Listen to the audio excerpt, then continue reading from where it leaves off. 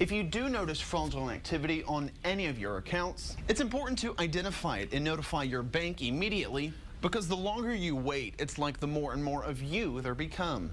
Morgan, I believe this has to be a first for 8 News. We're coming to you live right now aboard a train on our way to New York City. At last check, we are just outside of Bowling Green, headed north. We're here live on the scene where that young boy was struck by that vehicle. If you look off to my right here, you'll see the paint still is on the street from where police have marked off the spot. We're outside of the museum in downtown Washington, D.C., where they have the front pages of newspapers from all across the country posted outside. The headlines really read just about the same. The Pittsburgh Post-Gazette says GOP takes U.S. Senate. Out of Texas, the Austin American-Statesman calls it a GOP landslide. After a very lengthy jury selection process, 12 jurors and 2 alternates were seated. The scene here at the Mark Warner campaign headquarters is very different than what it was just a couple of hours ago. This room is filled with Mark Warner supporters. That isn't to be surprising, as this case is technically still open with the sentencing coming up in January, so they may not want to talk before that sentencing date, but the entire prosecution team just walked past where we're set up here on the front sidewalk of the federal courthouse, not saying a word. Maureen, former Governor Bob McDonnell, his family are still inside the courtroom. As I turn around, I don't see them coming out yet. Some of their friends just walked past. In fact, I believe that was one of the witnesses who testified in this trial was a very good friend of Maureen McDonnell's. And another reporter shouted to her, "What do you think about the verdict?" And they just said right here, they're not guilty. So obviously family, friends, very upset about this verdict, even after hearing those 11 guilty verdicts from former Governor Bob McDonnell. Many friends and family not happy about that verdict and won't believe it. Our top story, the city assessor is investigating after 8 News questions why Mayor Dwight Jones' homeland value dropped more than $60,000 in 1 year, while his neighbors dropped by just a few thousand. It's a story you'll only see here. 8 News reporter Parker Slaybaugh is live in the mayor's neighborhood in Richmond tonight with the exclusive. Parker? Juan, while looking through public records, I noticed something that didn't quite add up. Now, let me explain. If you look behind me, this home is Mayor Dwight Jones's home. Right next door, this house belongs to the Boone family. Now, the land that the 2 homes sit on is pretty close to the same size. However, this year, the land value of the mayor's home dropped by more than 60%, meaning he's paying a lot less in taxes compared to his next door neighbor. Today, we took our questions to the city assessor. Take a good look at this property map. This shows the land that the mayor's house sits on. His property is roughly 148,000 square feet.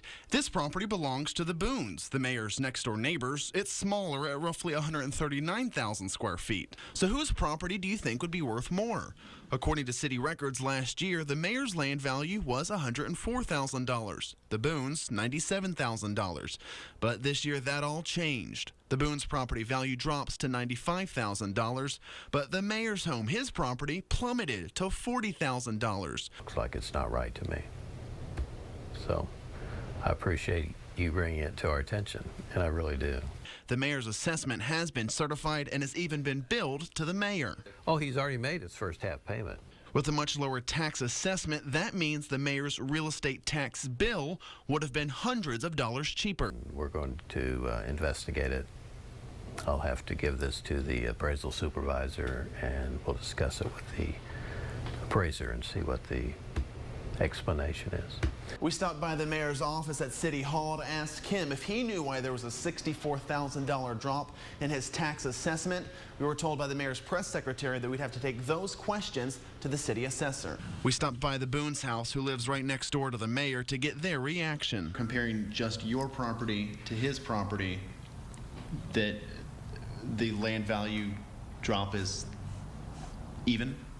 No, it doesn't. It looks like, as I said before, questionable, and it deserves research. And that victim says he was tied up, terrorized for hours in his own home. He is talking with us. Parker Slaybaugh has this 8 News exclusive. Inside this home lives a man many would call a hero. Meet William Cromer. At age 87, Cromer says he's lived the good life. Serving in World War II, Cromer now can barely walk. He uses a wheelchair to get around his house and a Stairmaster to even reach his bedroom.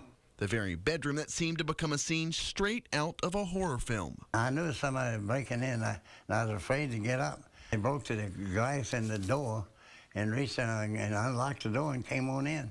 Mr. Cromer says he then heard footsteps sneaking up his stairs, but when they got to the hallway, 4 men barged into his room and proceeded to terrorize him right here in his bed for the next 3 hours. They kept slapping me, knocking me over, knocking me back, and he stuck that gun, it's a 45, into my mouth. I said, man, I got false teeth. I said, why are you going to break my false? He kept shoving it. And he said, I said, open the mouth. So I opened it as far as I could, and he turned the gun sideways and stuck it in my mouth. He said, I've asked you where you hide your money in this house.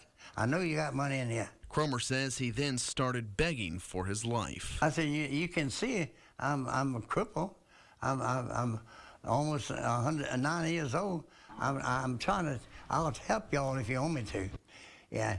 Anyway, well, tell me where your money is at. I said, all the money I got is in my pants in that chair right there. Cromer says they took the few dollars that he had in his pant pocket. They stole his car keys, his car, his cell phone, and various other items from his house. He said just when he thought they were about to leave, they threw him on the floor. And I was on my stomach, and then they took the mattress and brought it over and put it on top of me and stomped it down. Before they left, one of the men made a chilling prediction. He said, and I got the mattress over top of him. He can't breathe. He said he'll probably die. Cromer was left to die. He says he prayed for a miracle and believes he got one. Still bound in tape, unable to walk due to previous surgeries, and with blood dripping from head to toe, Cromer had a will to survive. And I got up on the bed and put my elbows up there. I said, man, God, help me to get up on this bed, get up on my feet so I can try to walk. And the first time I walked in months. Cromer eventually reached his stair climber and made it outside and crawled to a neighbor's house for help. As for the suspects, tonight, they are still on the run. As soon as attorneys finished questioning Bob McDonnell about his relationship with his wife, Maureen, they moved on to another very important topic in this trial, and that's Johnny Williams. Bob McDonnell says his initial impression of Johnny Williams was that he, quote, liked him, and in his view was a, quote, Virginia business guy who had ideas about creating jobs.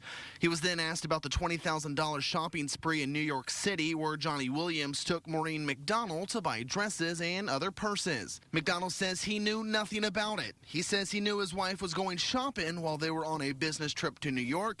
He says he even knew Williams was showing her around, but says it was always his understanding that Maureen would be paying for it all. Bob McDonnell says he was even at dinner that night with Johnny Williams, and Williams never once mentioned the shopping trip. Next up was the $50,000 loan that Johnny Williams gave to Maureen McDonnell. Like the shopping trip, Governor McDonnell says he never knew about it at the time, but did find out a few days later. When asked why he didn't just tell his wife to return it, he said, quote, I just needed to pick the battles with my wife on certain things very carefully. He also says he knew his wife had the means to repay it. Now, you may recall right inside this very courthouse just a couple of weeks ago, Johnny Williams said that he told Bob McDonnell about the loan to Maureen McDonnell before he ever gave her the check. Today, from the witness stand, Bob McDonnell said, quote, those statements are false and absolutely incorrect. Now, there is a lot of information coming out of today's testimony. We'll have much more on Bob McDonnell's testimony tonight on 8 News at 6 o'clock. But for now, live outside of the federal courthouse, I'm Parker Slaybaugh, 8 News. With all area schools closed today, many kids came here to Forest Hill Park to sleigh ride, and they said because this ice is so wet and so icy, it makes sleigh riding really fast.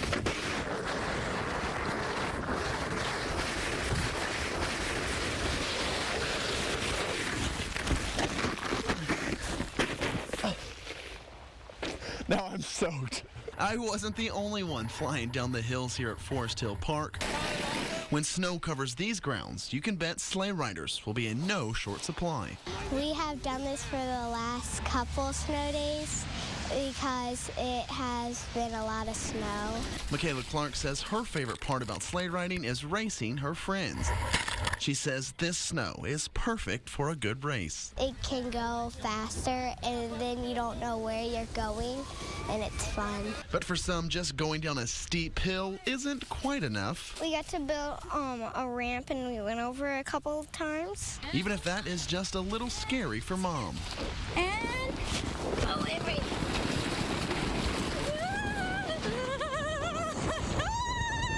Parker Slaybaugh, 8 News.